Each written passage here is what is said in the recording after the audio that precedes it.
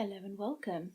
Please take a seat, get cosy and enjoy a cup of terror with me, Stephanie Valentine. Hello my spooky little pumpkins, how are you all? I'm so excited. This is my first cup of terror of the year and I have my tea in my cute little Niagara Falls mug that I got when I was over there. I'm all ready. I've got my little pumpkins and my little squashes with me. I love this little dude. Look at his face. I'm going to be so upset when he starts getting all mouldy. I'm going to be so sad to see him go because the face is too cute. So yes, I am all cozy.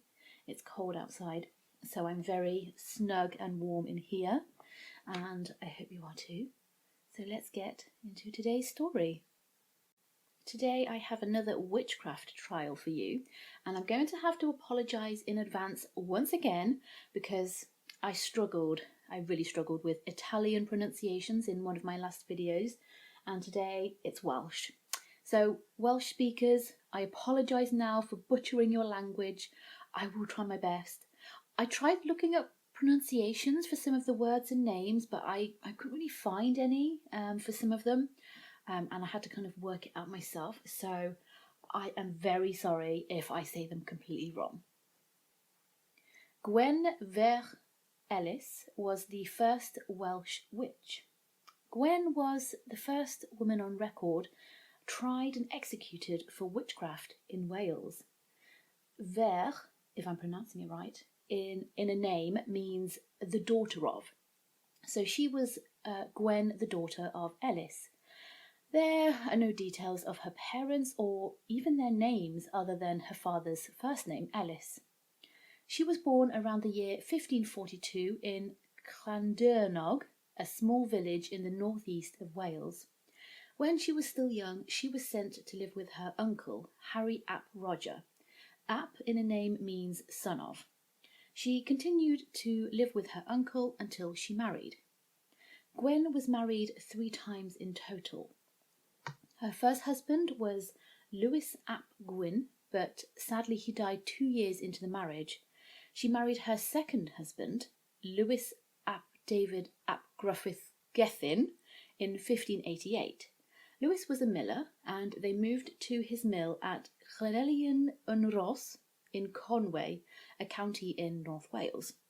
Unfortunately, he also died just 18 months into the marriage. Gwen married for the third and last time in 1592 to John ap Morris and moved to Betws-yn-Ross, also in Conway County. It is not known what happened to her third husband. Gwen made a living by spinning and weaving and making linen cloth. She was also a skilled healer. She made salves and other remedies for the treatment of people and animals. She was taught her skills by her sister. She would look after the sick, she looked after sick animals, and she also admitted to using charms to help heal and provide protection. She didn't make any money from this. She actually didn't charge anything for her help, but she did receive small donations of food or other goods in exchange for her services from those that were grateful for her help. In Wales, around 1500 to 1800, witchcraft wouldn't have been uncommon to many people. A witch was just the local healer, someone who made medicines and cures, and who sometimes might have performed charms or spells for healing sick animals. The Welsh didn't seem to have that fear of the scary evil witch. That stereotype never really caught on in Wales. Cunning folk, or healers, like Gwen, were very commonplace in rural communities, and many villagers would have had a local woman who was skilled in making herbal treatments and charms and who would have been able to help with illness. In the year that Gwen was born, 1542, the Witchcraft Act was passed, which made witchcraft a crime punishable by death. It was repealed 5 years later, but just over 20 years after Gwen was born, a new act came into law in 1562, which made witchcraft once again a crime punishable by death. 31 years later, that law would be used against Gwen Ferch Ellis. So, what exactly did Gwen do? In 1594, a man named Thomas Mostyn accused her of placing a charm in his house. Thomas was a landowner and a member of the upper class, and being from an upper class family, being very wealthy, he had a lot of power. His claims, therefore, were taken very seriously. He claimed that Gwen stayed at his house and placed a charm there whilst he was away. At that time, the use of charms, both verbal and written, were common in Wales and other parts of Britain. The reason why this particular charm caused such a ruckus is that the charm had been written backwards. It was believed that if a charm was written backwards, it was a malevolent charm, done with the aim of harming instead of healing. Gwen knew Thomas through her friend Jane Conway, a widow who was also from a wealthy, powerful family. We don't really know what happened between them, but Jane and Thomas had an argument, and Thomas became angry and resentful towards her and Gwen. Some historians think that Gwen knew of an affair between the two, but whatever the reason was, Gwen had found herself caught in the middle of a feud between these two rich and powerful people. Gwen's friends told her to run, to get out of the village and hide somewhere. She refused, claiming that she was completely innocent and had nothing to hide from. She was eventually arrested by Bishop William Hughes, who interrogated her at Flint Castle. She admitted to using charms to help people. She told them that her late sister had taught her how to do it and that she'd helped a lot of people, but she denied crafting the charm that was found in Thomas's home. Gwen, she was not willing to be bullied by the bishop. She stood her ground, and she was proud and open of her work as a healer. She was questioned further in prison. It was suggested that Jane had persuaded Gwen to leave the charm at Thomas's home as a form of vengeance, to get back at him after their argument. Gwen admitted to spending a night there once when Thomas was away, but she denied leaving the charm. Gwen denied all the claims throughout the questioning. The local magistrates decided to bring in some witnesses. 5 men and 2 women came forward with accusations of witchcraft for her trial in October 1594. One allegation came from 60-year-old widow Ellen Ferch Richard. She claimed that in 1589 Gwen had sent her son mad and that she was responsible for his death. Lewis John, who had previously assaulted Gwen, died after a short illness. Another person, Gruffydd ap Hughes, said she had made his sick brother worse by charming him with salt.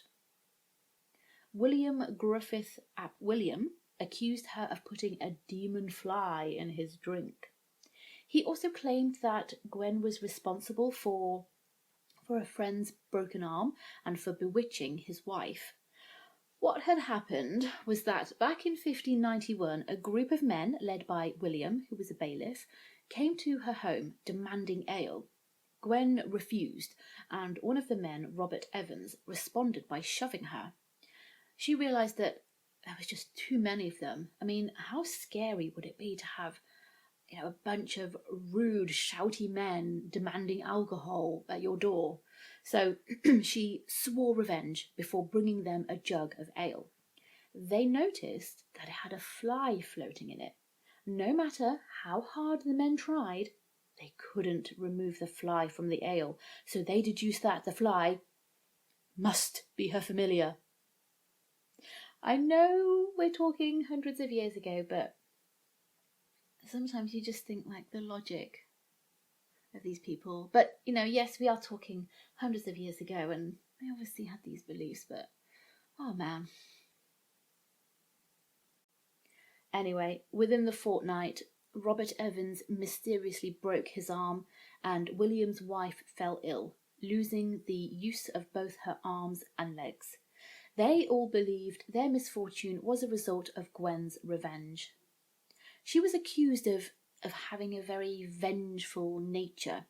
She was also accused of using a poppet and casting destructive magic.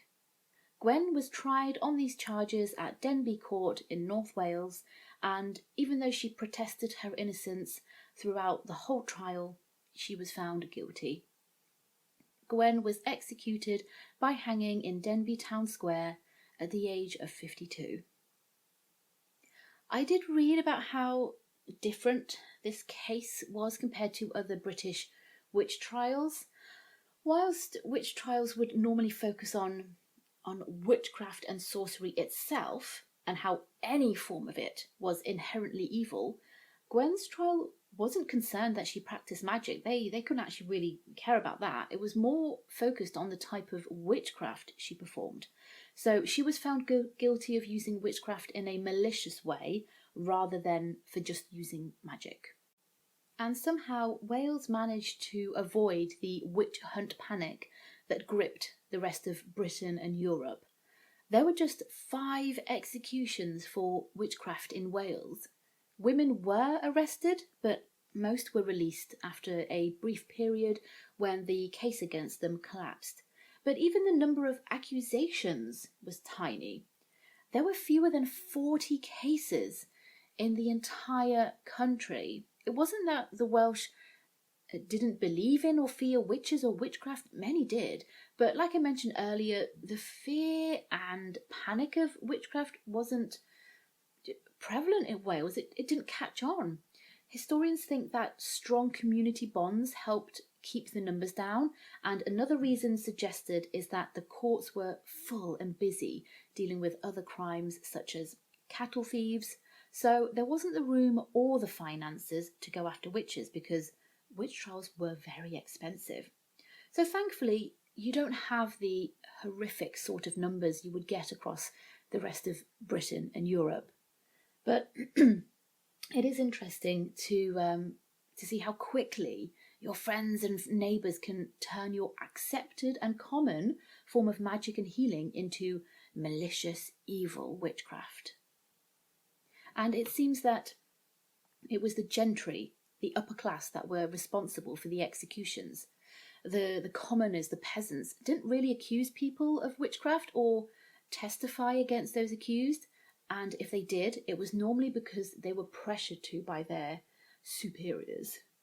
Back then, crossing class boundaries was a no-no. The peasants were not to mix with the local gentry, and it could sometimes get you killed, which is sadly what happened to Gwen. She unfortunately committed what was considered a bit of a social faux pas and got mixed up with the local rich folks. She crossed those boundaries, she made friends with an upper class person and ended up taking all the blame and was eventually killed for it. So that is the story of Gwen Ferch Ellis, the first woman executed for the crime of witchcraft in Wales. Thank you for hanging out with me today and spending time watching this. I really appreciate it.